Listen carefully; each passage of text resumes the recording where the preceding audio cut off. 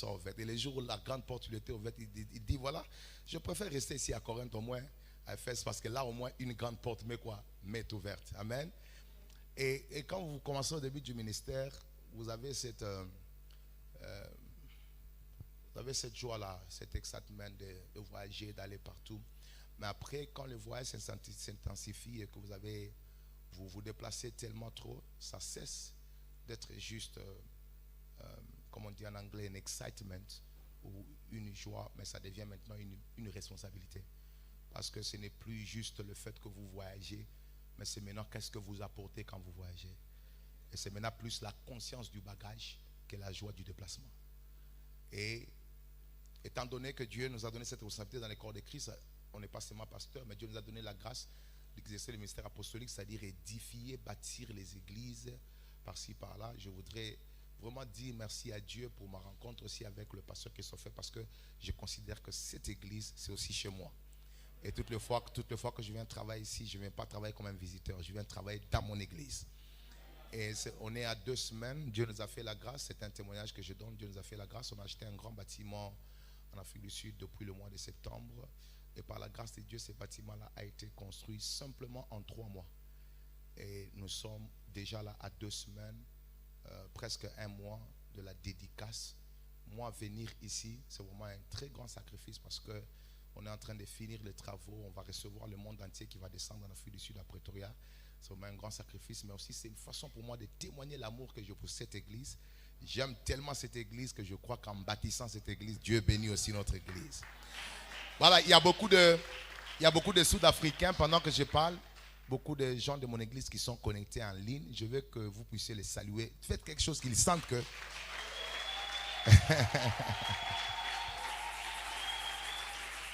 Voilà. Je vous transmets les salutations de Maman Grace. Les salutations de Maman Grace ainsi que toute ma famille. Vraiment, nous vous aimons beaucoup. Elle m'a chargé de vous saluer par la grâce du Seigneur. Prochainement, nous serons avec elle ensemble et on passera des moments formidables. Alors pour ce soir, je voudrais rapidement poser un fondement. Nous bénissons Dieu pour la vie du pasteur Christopher qui a été une grande bénédiction pour nous hier, qui a écouté le message de la deuxième voix. Voilà, non, vraiment c'était formidable le fait que Christ a demandé aux 10 lépreux d'aller se faire montrer auprès des sacrificateurs, mais l'un d'entre eux a eu la révélation que le plus grand sacrificateur était Christ. Waouh, quel message! Est-ce qu'on peut honorer Dieu pour la grâce? Imagine-toi que moi je n'étais pas là, j'ai maîtrisé l'enseignement, mais toi qui étais là, est-ce que tu as maîtrisé l'enseignement? Dieu est bon, amen. Alors aujourd'hui je vais poser un fondement, je vais parler de quelque chose qui est très important dans le domaine des actions des grâces. En fait, je vais poser un fondement des actions des grâces. Et ce fondement-là, nous allons le trouver dans Hébreux chapitre 13 verset 5. Donc, on aura 2 textes. On va prendre Hébreux chapitre 13 verset 5. On va aussi utiliser 2 Samuel chapitre 12, 1 jusqu'à 5. Donc on a 2 textes que je vais exploiter. 2 textes pour la soirée d'aujourd'hui.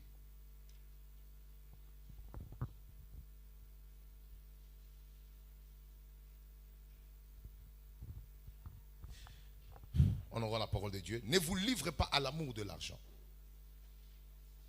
Quelqu'un peut répéter après moi. Ne vous livrez pas à l'amour de l'argent. Contentez-vous de ce que vous avez. Car Dieu lui-même a dit, je ne te délaisserai point et je ne t'abandonnerai point. Deuxième texte de Samuel chapitre 12, 1 jusqu'à 5.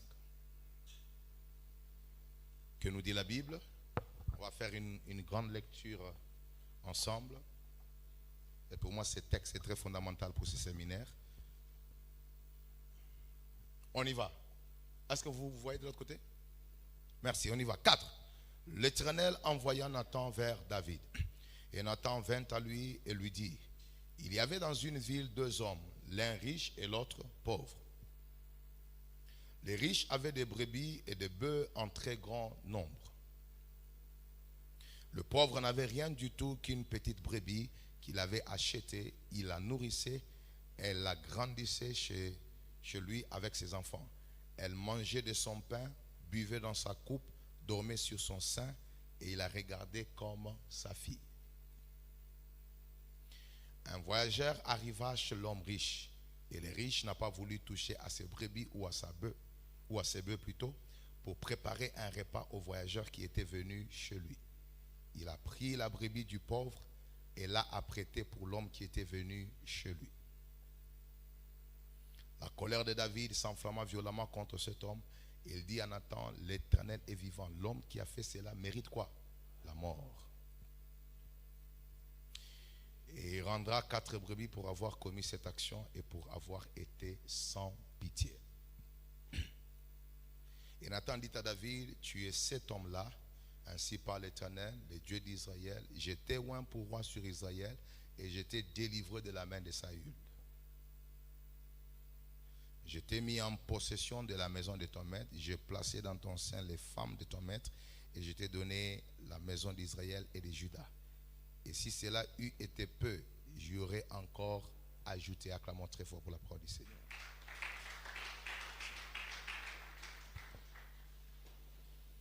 Alors, on est en train de parler sur les actions de grâce, mais aujourd'hui, je vais parler un peu sur un fondement important. Quelqu'un peut répéter après moi, le contentement. 2 points, un fondement majeur des actions de grâce. Quelqu'un peut dire après moi, le contentement.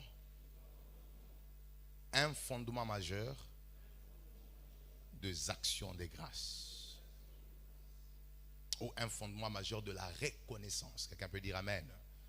Donc je voudrais parler un peu du contentement comme un fondement majeur des actions de grâce. Et je vais utiliser 2 textes très importants qui vont nous aider de sous-bassement par rapport à mon enseignement. Le premier, c'est Hébreux, chapitre 13, verset 5, où la Bible dit, contentez-vous de ce que vous avez, car Dieu lui-même a dit, je ne te délaisserai point. Contentez-vous de ce que vous avez, c'est-à-dire, la Bible encourage le contentement dans la vie du croyant. Quelqu'un peut dire amen. La Bible encourage que les enfants de Dieu ne puissent pas se livrer à l'amour de l'argent, à l'amour de choses matérielles, mais que les enfants de Dieu soient sécurisés par la loi du contentement. Quelqu'un peut dire amen. Et nous avons un texte important, c'est le texte de David. David va tomber dans l'infidélité avec la femme d'autrui. La femme d'Uri, son serviteur. La femme s'est baignée et David devait aller à la guerre. Normalement, c'était le temps de la guerre dans le pays et tout roi devait se rendre aussi à la guerre. Mais cette fois-là, David a choisi le confort au lieu du combat. Il a décidé de choisir le relax au lieu d'aller dans les choses qui pouvaient assurer la continuité de son royaume, la paix et la victoire. Et pas seulement ça, il devait aller dans les choses qui l'ont amené là où il était. Parce qu'il n'est pas arrivé au trône juste dans le confort. Il est arrivé au trône par la guerre.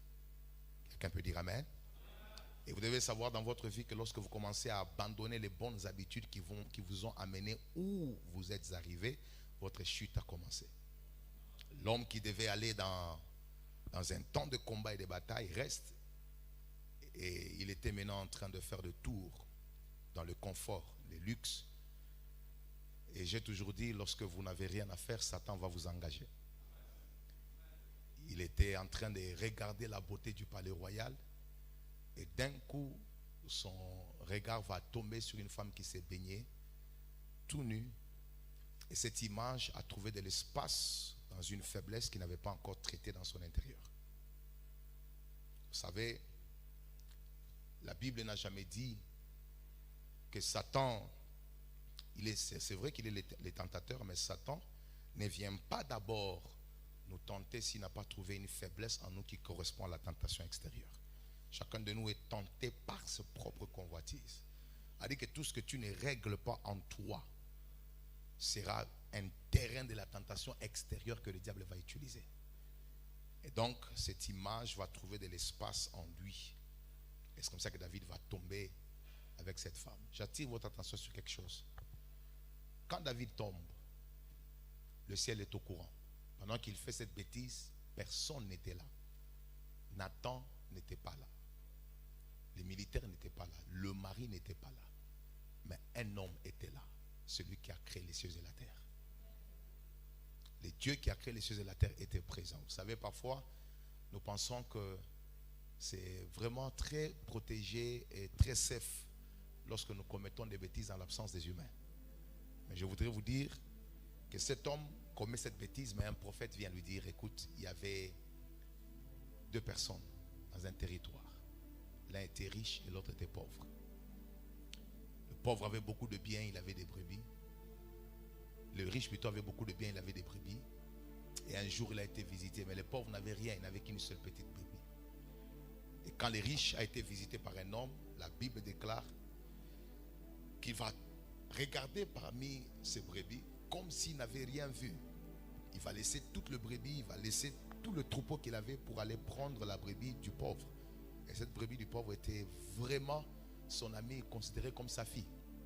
La Bible dit qu'il dormait même avec cette brebis. Il prenait tellement soin de cette brebis que cette brebis avait la considération qu'il donnait à ses enfants. Et cet homme va récupérer la brebis pour finalement la préparer comme nourriture pour les visiteurs. Et David, quand il entend cela, il va s'enflammer. Non, une telle personne doit mourir. Et alors, au prophète Nathan de dire, mais cette personne-là, c'est toi. Tu as pris la seule brebis que Uri avait. Pendant que toi, tu avais plusieurs brebis, plusieurs femmes. Et c'est comme ça que David va tomber sur ses pieds. Il va pleurer amèrement parce que le ciel avait vu cela. Bien aimé dans le Seigneur, tous ces textes, en dehors de tout le sujet que nous pouvons essayer d'utiliser ou d'y faire de ressortir, tournent autour de la loi du contentement. Et la raison pour laquelle je vais parler de ces textes, c'est parce que le Saint-Esprit m'a parlé au sujet de l'Église. Il m'a dit, ils veulent m'offrir des actions de grâce. Mais dis-leur, il n'y a pas d'action de grâce sans le contentement. Et aujourd'hui, je n'ai que deux objectifs pour ceux qui sont en train de noter. Je vais introduire. Nous voulons simplement montrer la place et le rôle fondamental du contentement dans les actions de grâce. Nous voulons être capables de démontrer la place fondamentale, la place et le rôle fondamental du contentement dans les actions de grâce. L'action de grâce n'est rien d'autre que le fait de remercier Dieu, d'être reconnaissant envers le Seigneur. Mais deuxièmement, nous voulons révéler, selon les Écritures, ce que le contentement n'est pas et ce qu'il est. C'est que le contentement n'est pas et ce qu'il est. Voilà les deux objectifs que nous aurons ce soir. Je voudrais que tu dises à un voisin, sans le contentement, il n'y a pas de vraies actions de grâce. Dis-lui ça. Cherche notre voisin, dis-lui, là où le contentement est absent, l'action de grâce s'arrête. Et je voudrais attirer l'attention de toute l'Église sur le fait que sans contentement, même la bénédiction devient un escalier de nouvelles demandes. C'est-à-dire que toutes les fois qu'il n'y a pas le contentement, la bénédiction devient un escalier de nouvelles demandes. Au lieu d'un hôtel d'adoration, ça devient une opportunité de nouvelles demandes. J'ai remarqué dans l'église que beaucoup de gens sont plus dans l'identité des demandeurs que d'adorateurs. Et cela ne vient pas du souci de la prière ou de la communion avec Dieu, mais ça vient du manque de contentement.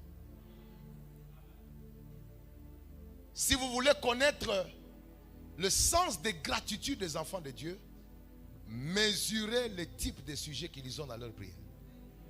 Vous allez remarquer que le taux de demande est plus élevé que le taux d'adoration.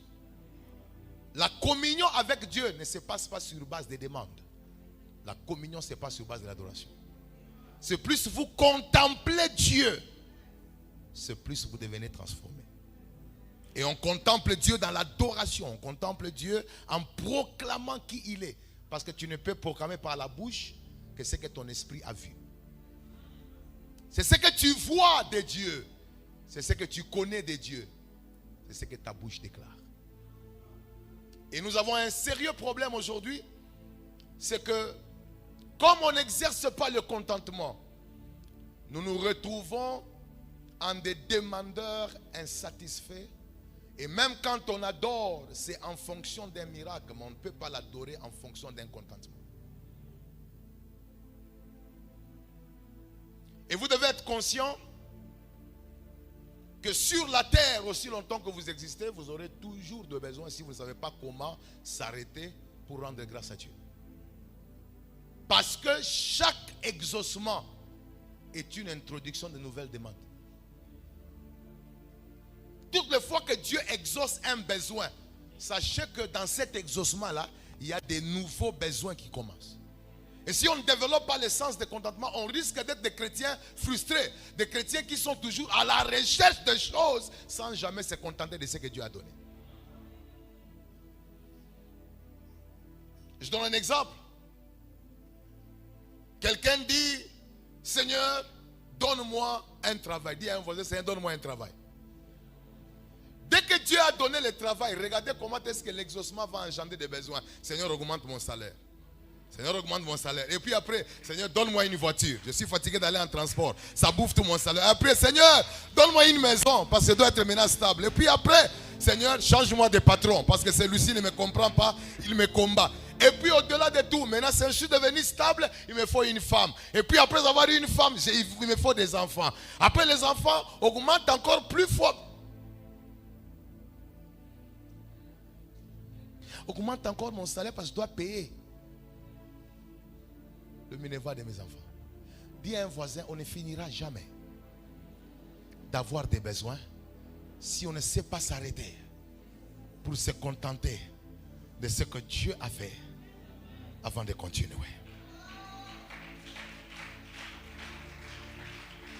L'homme est un éternel insatisfait. Il est toujours à la quête des choses. Il est toujours en train de chercher plus. Mais je voudrais vous dire une chose. Vous n'allez jamais finir de chercher si vous ne développez pas le contentement. Et aujourd'hui, par la grâce du Seigneur, j'ai le mandat d'essayer d'établir la doctrine du contentement. Cette doctrine que je vais établir aujourd'hui dans les quelques minutes qui me restent va se passer sous deux angles. Ce que n'est pas le contentement et ce qu'il est. Parce qu'en fait, quand vous essayez de définir le contentement sans le comparer à ce qu'il n'est pas, nous risquons de détruire autre chose qui sont importantes dans les nuances de la définition. Et c'est pourquoi le mandat que j'ai dans la soirée d'aujourd'hui, c'est d'essayer de donner l'équilibre à cette définition de manière à ce que tout le monde comprenne ce que n'est pas le contentement et ce que est le contentement. Dis après moi, je reçois la parole. Alors on y va rapidement. Ce que n'est pas le contentement. Le contentement n'est pas la mort d'une vision non atteinte. Le contentement n'est pas la mort d'une vision non atteinte, mais un état de satisfaction qui se réjouit de chaque étape menant à son accomplissement. Je répète, le contentement n'est pas la mort d'une vision non atteinte. C'est-à-dire que quand on se contente dans une période, on n'est pas en train de tuer la vision qu'on n'a pas encore atteinte. Mais on est simplement en train de se réjouir et d'être satisfait de l'étape qu'on a atteinte dans l'accomplissement vers la vision. C'est important dans la marche avec Dieu. Ceci est applicable au niveau de l'église et dans la vie respective de chacun d'entre nous. Vous devez apprendre dans la vie, pendant que vous évoluez, à vous réjouir de chaque étape qui mène vers la gloire et la grandeur. Ne considérez pas que la gloire, c'est simplement l'accomplissement total de ce que Dieu veut faire avec vous. Mais chaque étape est une bénédiction à célébrer. Quelle que soit sa petitesse, quelle que soit sa faiblesse. Mais au moins si c'est un pas que tu as fait, ce pas-là doit être célébré, ce pas-là doit être valorisé devant le Seigneur. Je voudrais dire à toute personne, si tu es en ces lieux et que tu veux atteindre 10, mais au moins tu as déjà atteint 2, je voudrais qu'à partir de 2, que tu élèves Dieu pour ce qu'il a accompli. Votre santé mentale, votre santé spirituelle, votre santé émotionnelle dépend du niveau de contentement que vous développez. On a beaucoup de frustrés dans nos églises.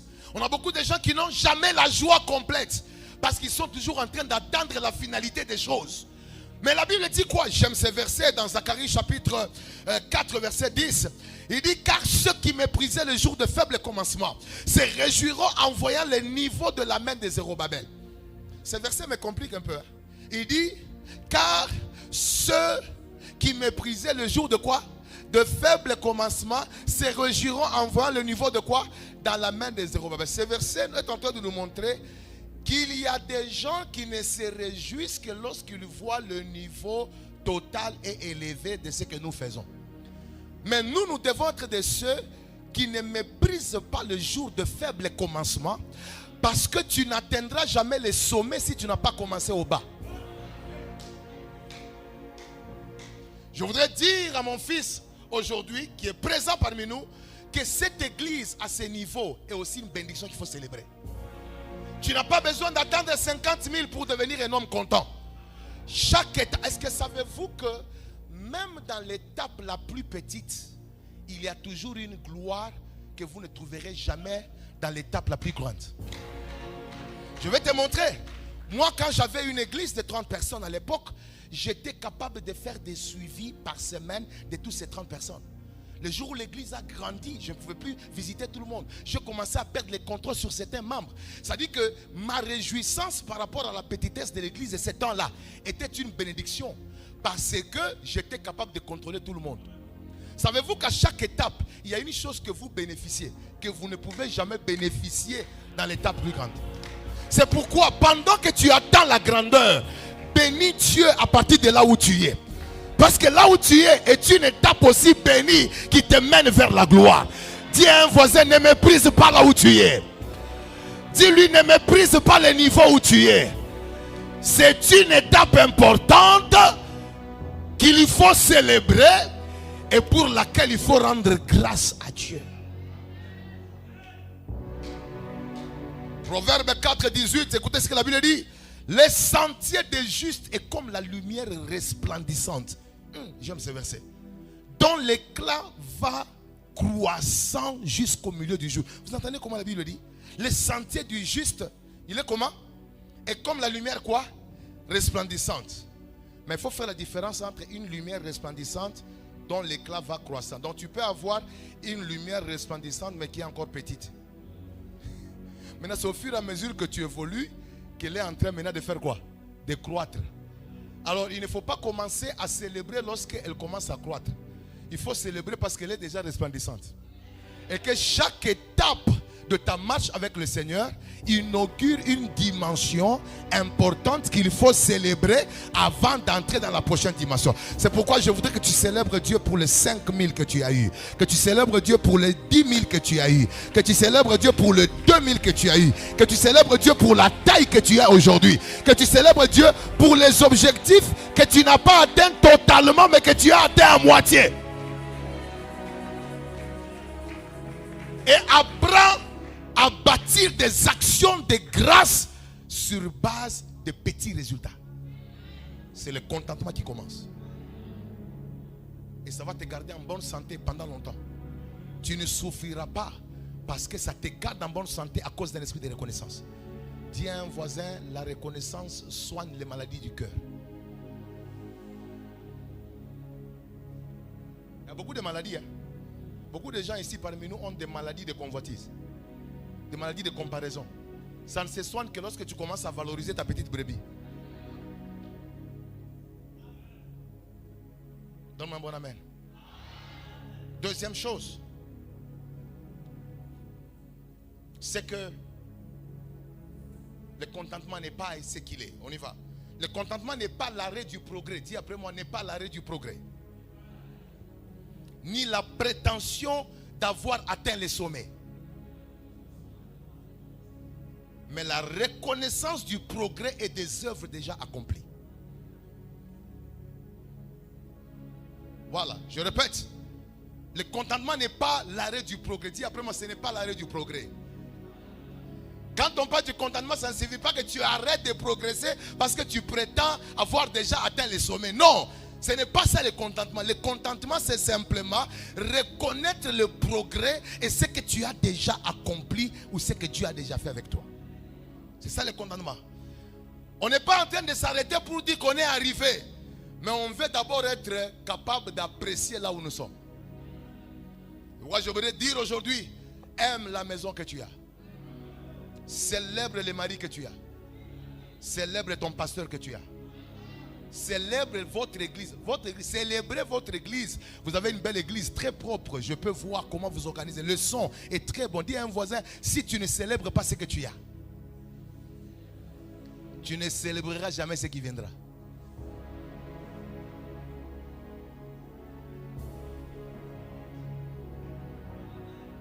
De Samuel chapitre 7 verset 12. Samuel prit une pierre qu'il plaça entre Mitzipah et Chêne. Et il appela du nom, dis après moi, Ebenezer. En disant, jusqu'ici l'Éternel a fait quoi? Nous a secourus. Je ne sais pas si vous vous rendez compte que cette expression ne signifie pas que Samuel est en train de prétendre qu'ils ont atteint les sommets. Non, non. Il était simplement en train de dire que là où nous sommes arrivés là, c'est quelque chose. Et que là où nous sommes, c'est là que nous sommes arrivés jusqu'à présent. Et nous devons être capables de nous arrêter pour dire à Dieu, Ebenezer. Je voudrais dire à l'église Cité de Gloire, rendez grâce à Dieu pour là où vous êtes arrivés. Là où vous êtes arrivés, c'est le miracle que certaines églises cherchent. Est-ce que savez-vous que votre plus bas niveau que vous dénigrez est le miracle de quelqu'un d'autre?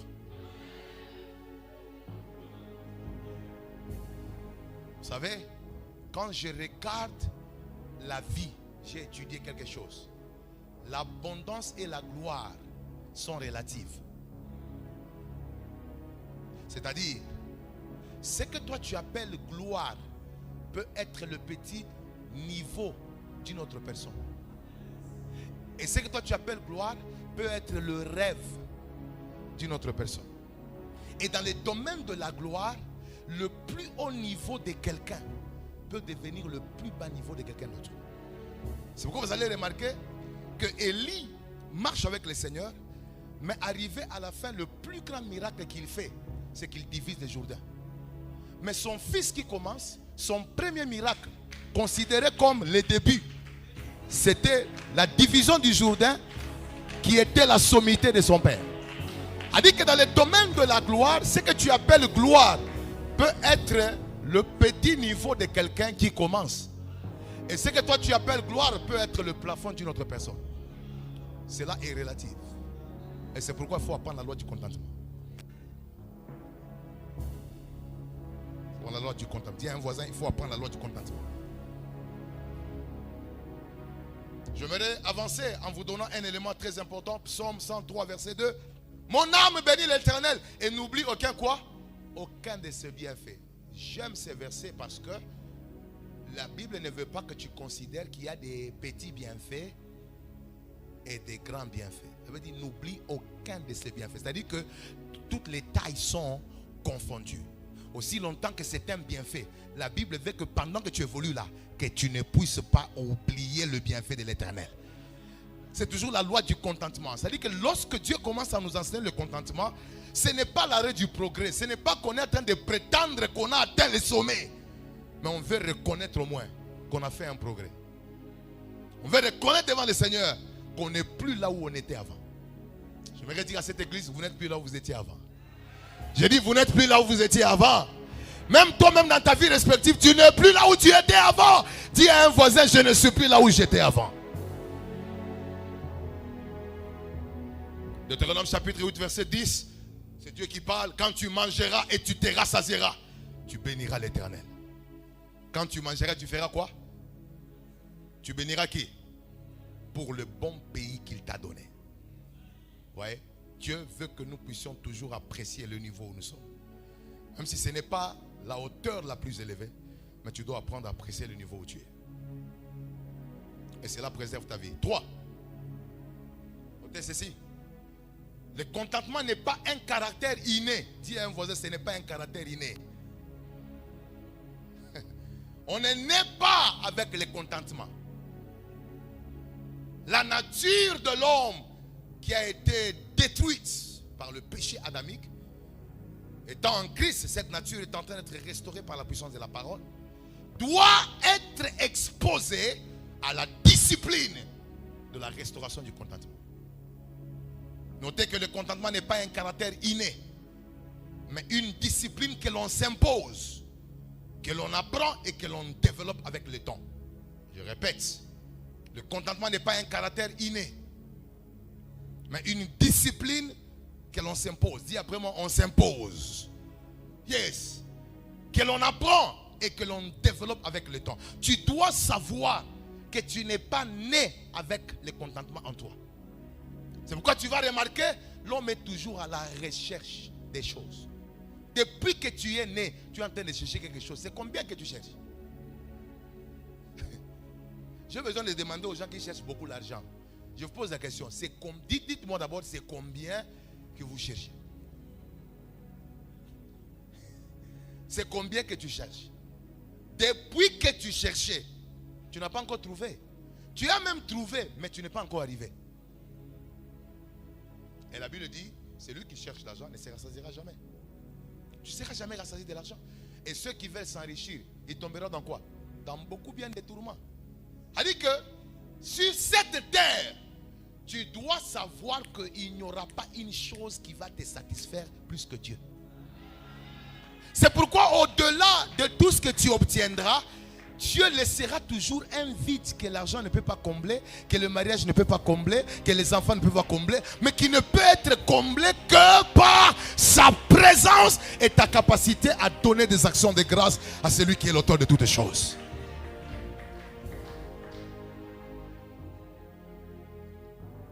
Bienvenue dans le Seigneur. J'aime ce que la Bible dit. C'est l'apôtre Paul qui le dit dans Philippiens chapitre 4, 11 jusqu'à 12. J'aime ces versets, je veux qu'on puisse les lire ensemble. À part Roger, j'ai vu quelque chose que je ne voyais pas avant. Je méditais aujourd'hui, j'ai dit waouh, réellement on apprend le contentement. Et puis quand on l'apprend, on connaît maintenant comment se contenter. J'aime, c'est l'apôtre Paul qui nous fait voir ça. Est-ce que je peux avoir le verset rapidement? Philippiens 4, 11 à 12. Très important ce verset. C'est un verset qui nous parle du contentement. Mais regardez comment on nous donne la notion d'apprendre. Et puis après la notion de la maîtrise du contentement. C'est un verset vraiment très très bénissant. Qu'est-ce que nous dit la Bible? Ce n'est pas en vue de mes besoins que je dis cela. Maintenant, il continue. Car j'ai appris. Dis après moi, j'ai appris. Ah, il n'est pas né avec ce qu'il veut dire là. Il a appris ça. J'ai appris à être comptable de l'état où je fais quoi? Je me trouve. Maintenant, après avoir appris, c'est maintenant la maîtrise qui vient. Je sais maintenant vivre dans l'humiliation. Et je sais vivre dans quoi? Dans l'abondance. En tout et partout, j'ai appris à être rassasié et à avoir faim et à être dans l'abondance et à être dans la disette. Mais tout a commencé par quoi? J'ai appris. Si tu n'apprends pas, tu ne sauras pas. En d'autres termes, le contentement doit commencer comme une discipline que tu t'imposes. Tu dois apprendre aussi pendant un certain moment à garder un seul téléphone même lorsque les nouvelles versions sortent. Aussi longtemps que ce téléphone peut appeler, aussi longtemps que tu peux recevoir des messages. Si le téléphone n'est pas encore abîmé, commence à t'imposer la discipline de te contenter. Parce que si tu n'apprends pas, tu ne seras jamais un homme content. Dis à un voisin, on n'est pas dans la course d'accumuler des choses dont on n'a pas besoin.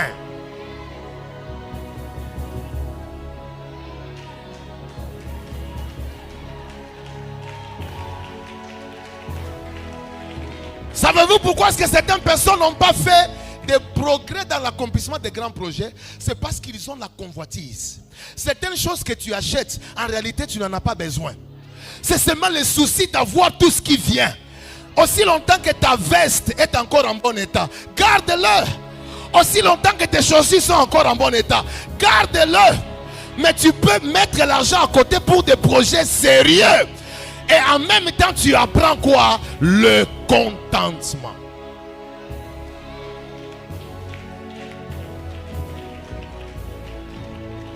Ouais. Il y a des gens, ils me regardent. Oh, papa, tu ne charges pas ton téléphone. Je dis pourquoi? Pourquoi? Je dis pourquoi? Oh non, il y a un nouveau téléphone. Quand tu l'ouvres comme ça, la lumière apparaît. J'ai dit, cette lumière fait quoi? Il dit non, ça fait juste beau. Si tu n'apprends pas à te contenter, tu n'accompliras pas les grandes choses qui viennent devant toi. Tu dois savoir, on n'est pas en train de dire qu'il faut être médiocre. on est en train de dire que le contentement s'apprend. Et c'est une discipline qu'on doit s'imposer. Et ce n'est pas moi qui l'ai dit. 1 Corinthiens chapitre 9 verset 27. La Bible dit quoi? Je traite durement mon corps. Je le tiens assujetti. C'est-à-dire, si tu ne traites pas durement ton corps et que tu ne le tiens pas assujetti, tu n'apprendras jamais le contentement. Parfois tes yeux peuvent te dire, regarde ces véhicules ici. Regarde, tu viens d'acheter il y a 2 mois, mais ça c'est meilleur. Hein? Ces véhicules ici est meilleur. Quand tu veux acheter le véhicule, tu n'as pas encore de maison. C'est vraiment normal. C'est vraiment normal pour toi. Vous êtes un couple, vous faites 15 ans ensemble, vous achetez des véhicules, mais vous n'avez pas de maison. Vraiment, même vous. Même vous, vous ne trouvez pas qu'il y a quelque chose qui ne va pas. Dites-moi si dans ces véhicules-là, vous allez mettre toutes les choses de la maison si on vous mettait dehors.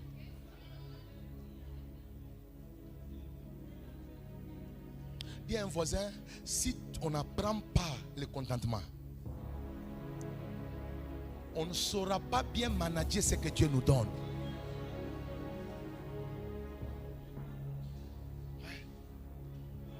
Alors aujourd'hui, je viens chasser dans le cœur de chacun d'entre nous l'envie des choses dont on n'a pas besoin.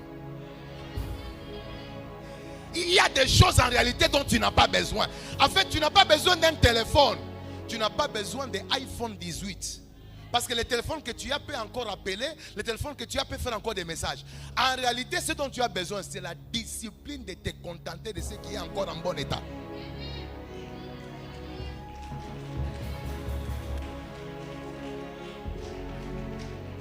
C'est tout. Contentez-vous de quoi? De ce que vous avez. Je te dis que je priais pour ce message. Tu ne vas jamais l'oublier. Ça, 50 ans d'existence en toi. À partir d'aujourd'hui, tu ne vas plus dissiper l'argent qui doit servir le royaume de Dieu dans les choses inutiles. Aujourd'hui, l'œuvre de Dieu devait aller de l'avant, mais il y a quelque chose que tu achètes inutilement qui est devenu le dépôt dans lequel cet argent va.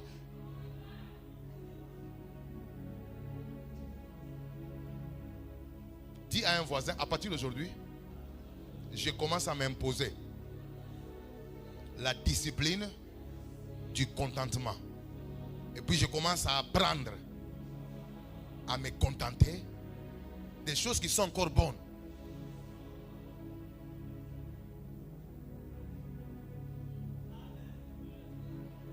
Est-ce que je peux prêcher la parole? Est-ce que je peux avancer? Je fais passer le temps de quelqu'un ou bien quelqu'un apprend quelque chose ici? Si tu apprends, pousse des cris de joie pour le roi.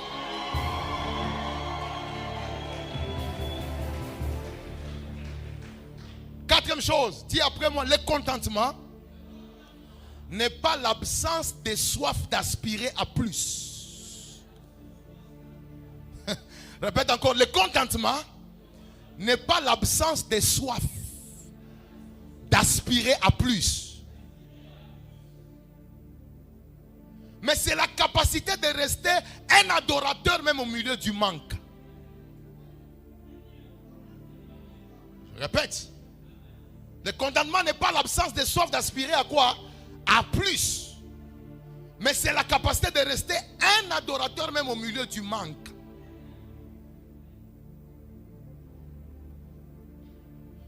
Papa, dans le contentement, on n'est pas en train de pousser les gens à ne pas aspirer à plus.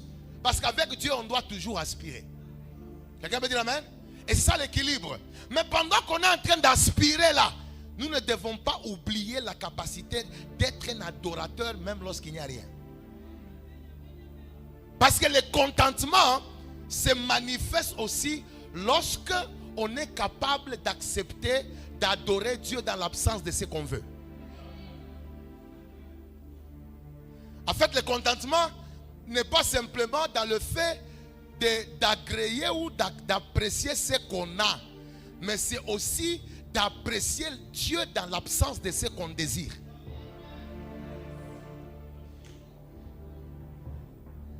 Donc le contentement aussi se manifeste lorsque tu es capable de continuer à aimer Dieu, à lui rendre grâce pour une chose qui n'est pas là.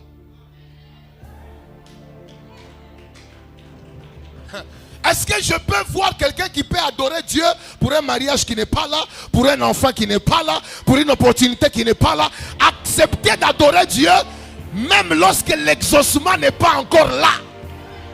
C'est une dimension de contentement. Et quand l'église entre dans cette dimension, on n'aura pas des adorateurs périodiques. Il y a des jours où les gens viennent à l'église, vous les voyez adorer, c'est parce que dans leur compte, un montant était arrivé. Et un autre jour, ils viennent, ce sont des adorateurs qui ne sont pas engagés, parce qu'on ne les a pas payés. Mais Dieu veut une église qui ne dépend pas de ce qu'il vit à l'extérieur, mais une église qui apprend à se contenter même du vide.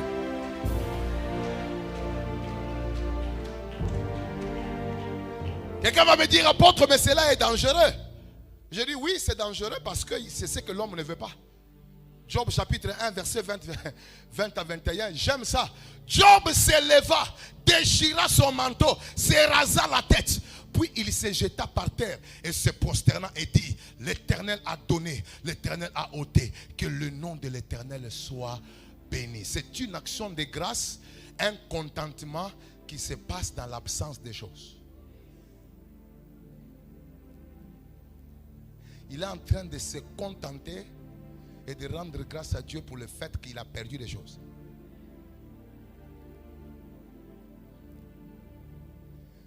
J'ai compris, il y a des choses que les prédicateurs prêchent, mais qui n'ont pas encore vécu. Parfois, les ailes que nous, les prédicateurs, nous avons de prêcher certaines choses, viennent du fait qu'on ne les a pas encore vécues. Oui, oui. Il y a un zèle et une passion, surtout quand on prêche des épreuves. Il y a des épreuves qu'on peut prêcher parce qu'on ne connaît pas la douleur. Alors on les prêche pour que certaines personnes fassent l'effort de les devenir pendant que la capacité n'est pas encore en nous.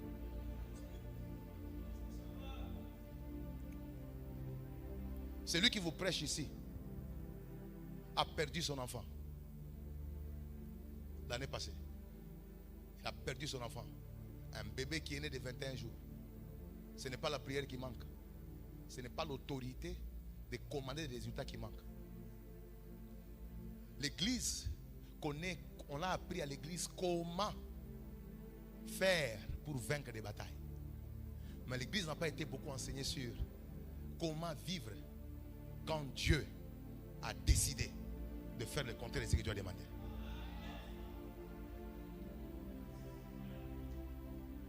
Vous savez qu'est-ce qu'il faut faire pour se remonter.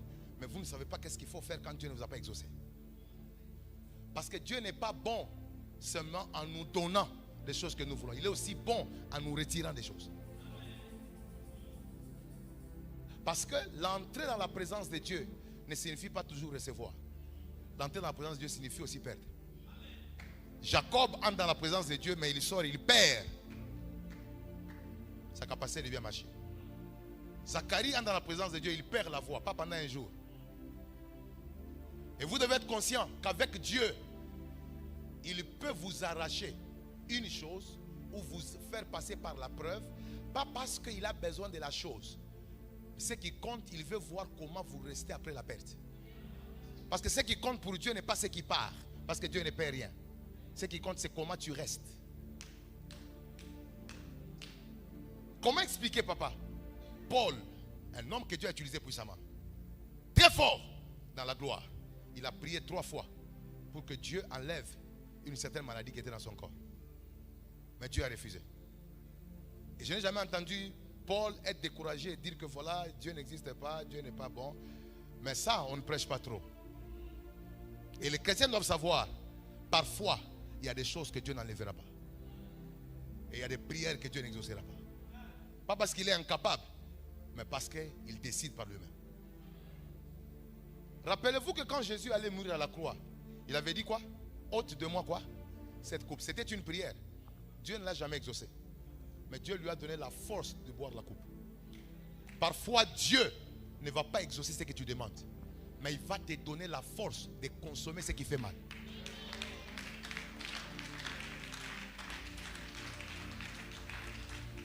Et dans le contentement, Vous devez atteindre maintenant une dimension où vous vous contentez de ce que Dieu a pris.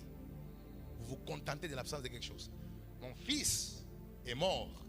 Et quand il est mort, le même jour-là, il y avait culte. Je devais être à l'église. Et 2 jours après, qui devait prêcher? Tous mes enfants faibles de l'église. Qui devait prêcher? Au deuil, j'ai prêché. Le vendredi qui suivait, j'ai prêché. Le dimanche, j'ai prêché. 3 mois d'affilée, j'ai prêché. Personne ne veut prêcher à l'église. Je veux dire à l'église, parfois, nous prêchons aux gens. Soyez forts dans les épreuves. Mais il faut passer par les épreuves pour vous prêcher. Maintenant, celui qui vous prêche ici vous dit, vous devez apprendre, même lorsque vous avez perdu, à vous contenter de la perte.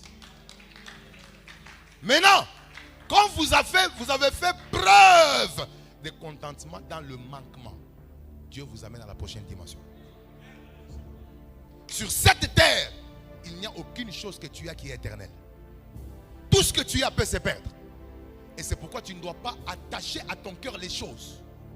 Tu dois attacher Dieu à ton cœur. Parce que tout ce que tu as de matériel peut se détruire. Mais il n'y a qu'une seule chose qui ne passera jamais. C'est Dieu.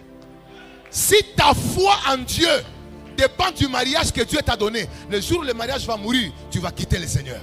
Si ta foi en Dieu dépend du travail que tu as eu, le jour où l'entreprise fermera, tu quitteras l'église. Je suis venu t'enlever dans la dimension de la foi et des actions de grâce qui dépendent de ce que Dieu a fait. Mais ça doit aller dans la dimension de ce que Dieu est, même lorsqu'il n'a rien fait. Et même lorsque nous n'avons rien.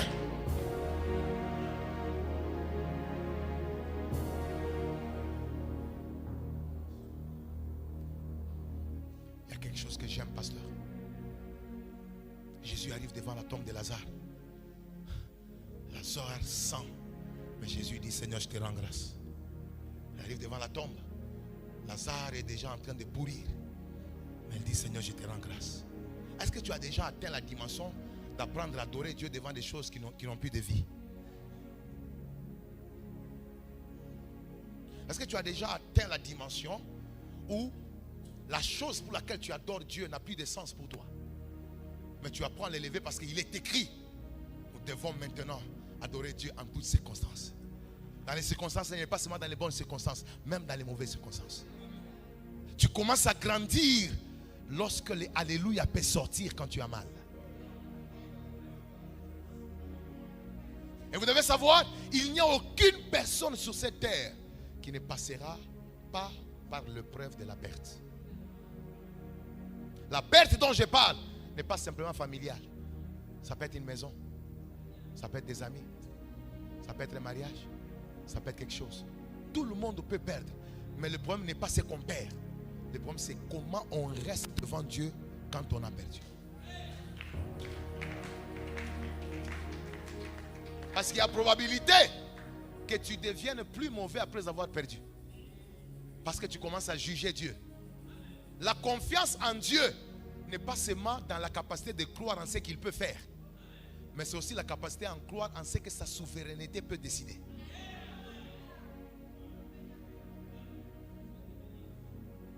On ne se confie pas en Dieu seulement parce qu'on croit qu'il va faire. On se confie aussi en Dieu parce que ce qu'il a décidé est le contraire de ce que tu as voulu. Quand tu as atteint cette dimension, c'est fini, ta foi est devenue inébranlable. Et il n'y a rien qui peut se passer dans ce monde qui peut détruire ta foi ni ta communion avec le Seigneur. Tu deviens un chrétien blindé. Écoutez, j'aimerais amener dans tout le monde ici la pensée de l'éternité. Sachez que toute dimension surnaturelle qu'on vit maintenant est un goût de l'éternité. Dieu nous guérit pour nous signaler que dans l'éternité, il n'y aura pas de maladie. Dieu nous délivre des combats pour nous dire que dans l'éternité, il n'y aura pas de combat. Alors si vous bâtissez votre foi en Dieu sur base des choses temporaires que vous vivez maintenant, le jour où ça se perd, votre adoration s'arrête.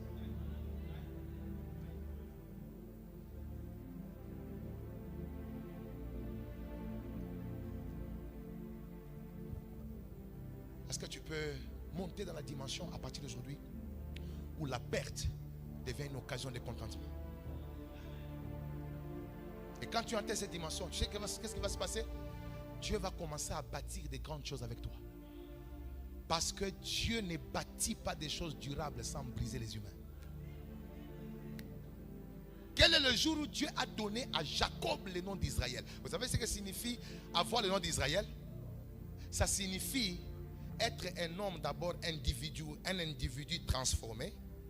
Et puis, deux, c'est devenir la représentation de toute une nation. Parce que toute une nation va porter maintenant le nom. Et puis devenir une terre, un territoire consacré. C'est ça la signification. Mais cela commence par où?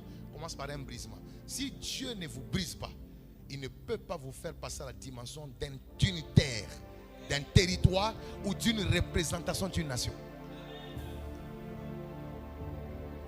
Vous n'arrivez pas à la taille de représenter Brazzaville lorsque vous n'acceptez pas le brisement.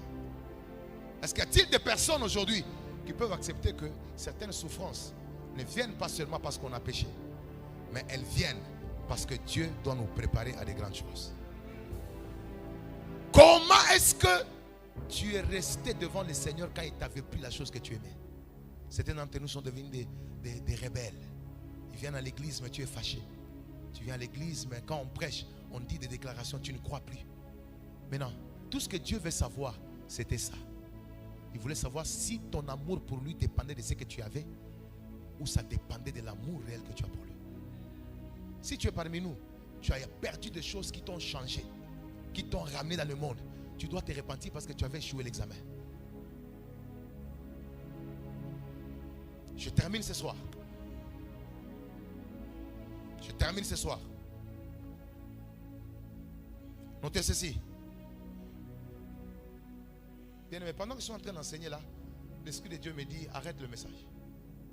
Et il me dit, conduis certaines personnes à la repentance parce qu'après avoir perdu des choses, ils ont eu à dire de mauvaises choses contre Dieu. Et leur engagement pour le Seigneur avait diminué. Certains sont même rentrés dans le monde. Ils ont fait des choses par colère. Ferme-moi les yeux. Et Dieu m'a dit, conduis-le à la repentance. Si tu es là et que ce message t'a parlé, avance ici devant pour une repentance. Avance. Avance. Tu reconnais que ce message a touché ta vie. J'entends l'Esprit de Dieu me dire, fais un appel. Appelle. Il y a des gens que je cherche dans cette salle. Si tu es parmi nous, une perte, une expérience t'avait détruite. Une expérience t'avait affecté. Une expérience avait diminué ta foi et ton amour pour Dieu. Tu ne peux rester la même personne. Aujourd'hui, tu veux te repentir devant Dieu. Tu veux rentrer devant le Seigneur pour dire, Seigneur, je vais me repentir et restaurer mon amour pour toi. Je ne définis pas ta puissance sur le bas de ce que tu fais pour moi. Tu es puissant même quand tu n'as rien fait. Yes. Vous pouvez aller à genoux, bienvenue dans le Seigneur. C'est pour vous que Dieu m'a envoyé ce soir. Tu peux aller à genoux. Tous ceux qui sont devant, allez-y à genoux. Si tu es parmi nous, tu es parmi nous, il y a eu des expériences que tu as connues dans ta marche chrétienne qui t'ont découragé. Et depuis lors, tu n'as pas pu te contenter de l'état dans lequel tu étais. Tu as pris des décisions dans ton cœur d'abandonner l'œuvre de Dieu, d'abandonner la maison de Dieu. Aujourd'hui, ce message t'a touché. Tu veux restaurer ton engagement. Avance ici devant. Avance. C'est à toi que Dieu a parlé. C'est à toi que Dieu a parlé. Nous qui sommes dans la salle, nous allons demander à Dieu de nous accorder l'esprit de contentement. Mais nous autres ici devant, nous allons nous repentir. Nous allons nous repentir pour des attitudes rebelles, des murmures et de mauvaises choses que nous avons manifestées devant Dieu. Les désengagements que nous avons démontrés. Quelqu'un commence à prier. Commence à prier.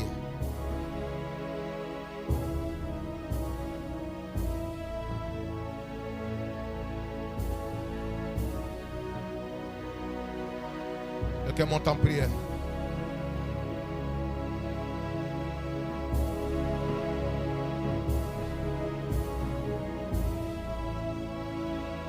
Monte en prière. Est-ce que tu peux te repentir devant le Seigneur? Est-ce que tu peux ouvrir ton cœur devant le Seigneur?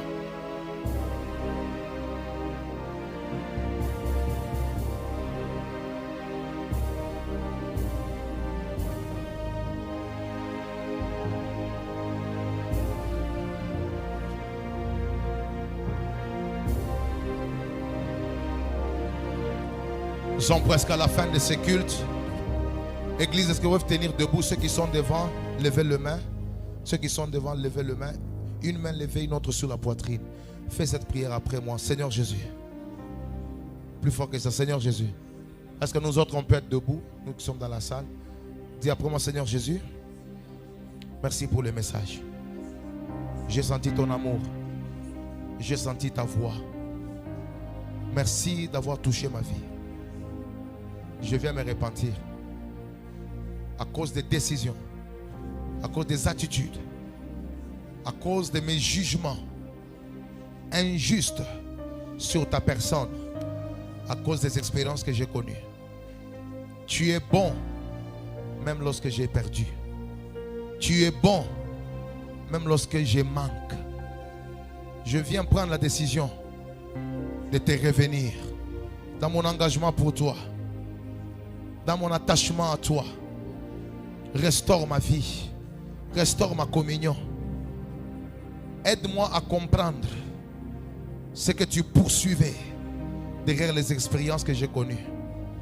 Permets-moi de devenir mature sur base de ce que j'ai connu et non rebelle à toi. Au nom de Jésus-Christ. Reste calme. Père, je prie pour la restauration du cœur de mes bien-aimés. De la même façon que tu m'avais restauré, de la même façon que tu m'avais donné la force de tenir et de prêcher, même au jour du manquement, je prie que tu leur accordes l'énergie, la force de rentrer dans la foi, de continuer avec toi, parce que tout ce qui se perd sur la terre n'est pas perdu en toi. Tu es le maître de tout et tu restaures toujours. Je prie que tu renouvelles le cœur de tout celui qui a été ici présent. Accorde-le un cœur de contentement dans l'absence des choses, afin que les actions de grâce ne montent pas seulement dans la présence de l'exaucement, mais que ça monte aussi dans l'absence des choses qu'ils ont désirées. Parce que c'est à cela que tu nous appelles. Que Dieu vous restaure au nom de Jésus-Christ. Nous avons ainsi prié. Amen. Ce soir, nous voulons faire une adoration pour les choses qui manquent. Nous voulons dire merci à Dieu pour ce qui manque. Nous voulons rendre grâce à Dieu pour ce qu'on n'a pas. Nous voulons rendre grâce à Dieu pour les prières qu'il n'a pas exaucées dans sa souveraineté. Nous voulons dire merci à Dieu. Dire Seigneur, nous nous contentons même des choses que tu n'as pas exaucées. Sachant que tu es le maître des temps et des circonstances, tu agis en ton temps.